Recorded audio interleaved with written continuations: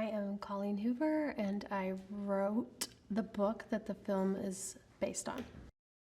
Regretting You is about two women, actually, the mother and the daughter, who are both, struggling to get past their grief with something that happened, and they're at odds with a lot of things going on in their life, and the basis of the story is just understanding and forgiveness, and trying to put yourself in someone else's shoes to see their perspective.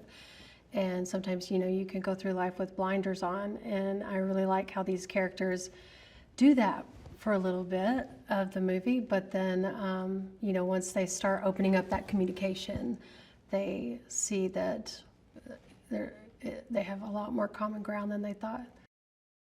I always, when I go into writing a book, don't go in with like a plan for every character. I kind of let them come alive on the page, and I used my mother as inspiration for Morgan's character, and my sister as inspiration for Clara's character, and so they have a lot of similar personality traits, and I didn't even know going into writing the book that this tragic thing was going to happen until it happened. And so I kind of write without a plan, and as the writer, I'm a little bit shocked when things happen, just like when people read it. I went into it thinking I was going to write a romantic comedy, and it turned dark, like most of my books do.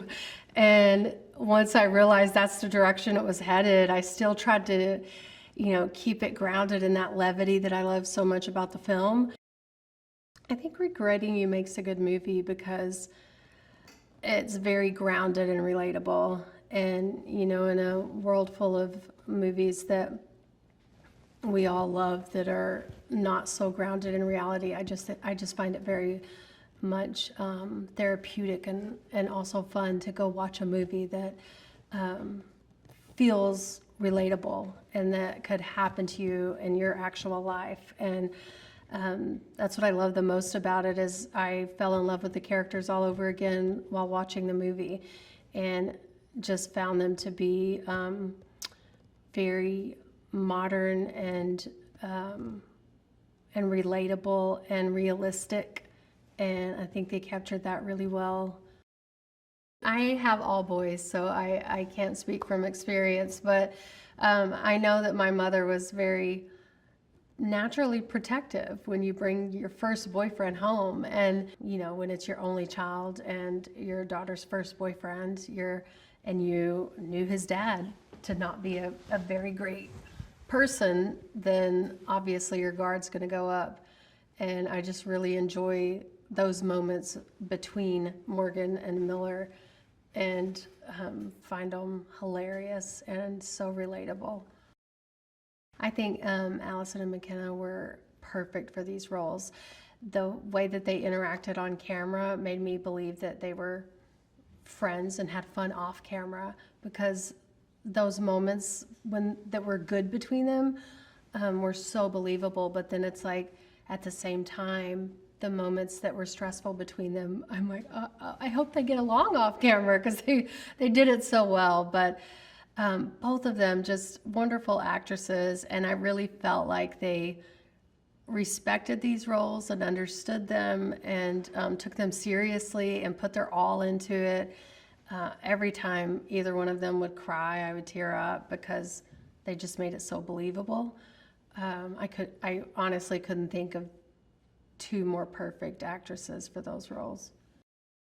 I was so excited when I found out Dave Franco was going to be Jonah. I've just always been a fan of his. I think he's such a phenomenal actor, and then seeing him, in the trailer and with his glasses on, and I'm like, oh my God, he really looks like Jonah. Miller's character was inspired by a conversation I had with my kids, because we live outside the city limits and we haven't been able to get pizza delivered our whole lives, and one of them made a joke about, let's just move the city limit sign. And so when I started that book, I actually created a character and was like, oh, I'm gonna have him do that because he likes pizza so much. And then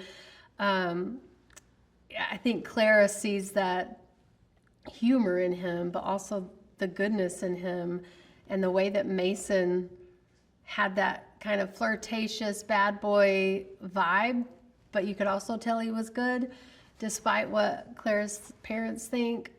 He pulled it off so well. Mason's such a great actor, and I think we all feel very lucky that he took time out of, his role as a dragon trainer to become Miller. I think every generation will find it relatable. All of us have mothers. All of us have been through the trials and tribulations of going through our formative years. And I think everyone's going to be able to relate to it. What I think is really good about this film is you can relate to it together.